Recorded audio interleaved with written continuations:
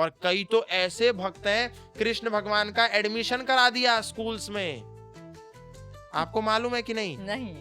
लड्डू गोपाल का एडमिशन करा दिया, अच्छा। उनकी वैन बुक कर दी।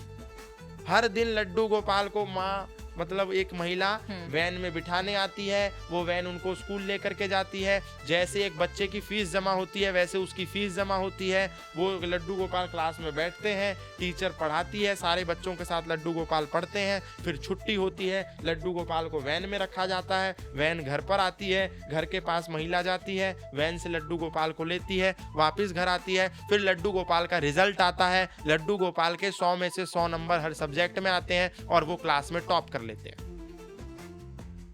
सोच रहे हैं पाखंड का स्तर।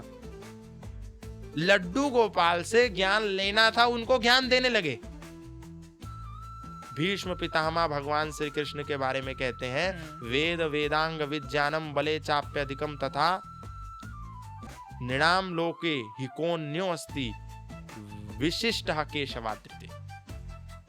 ये भगवान श्री कृष्ण जिस समय भूमंडल के सारे राजा एक सभा में बैठे थे, उस समय युधिष्ठिर ने पूछा कि मुझे किसी एक राजा का चरण धोना है।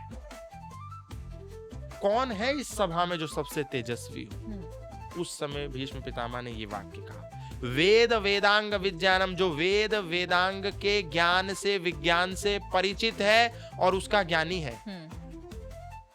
बल में जो सबसे अधिक है, ब्रह्मचर्य में जो सबसे अव्वल है और धर्म में जो सबसे निपुण है, ऐसी इस सभा में मुझे कृष्ण के सिवा और कोई नजर नहीं आता। इसीलिए तुमको यदि चरण सेवा किसी की करनी है, चरण धोने किसी के हैं, नतमस्तक किसी को होना है, तो कृष्ण को नतमस्तक हो।